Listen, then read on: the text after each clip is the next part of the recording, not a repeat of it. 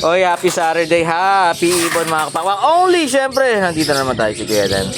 Madam, thank you so much ha. Again. Ito na naman yung request mo. So, takbong kangkal ito.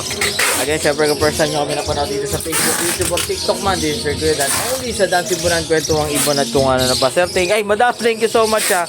Located po tayo sa 37 Consuelo Street. Mayroon tayong mapa ng Pilipinas, Valenzuela City. Dapo kayo rito kapakpak from Monday to Saturday, 8 a.m.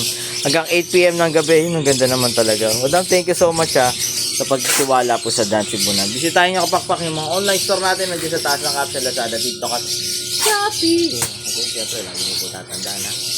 Mas masaya po ang buhay pag may ibon sa bahay. Life is happier with birds. At so, madam, ito na po. Bye-bye. Point of view. Wow. God bless sa lahat. Bye-bye.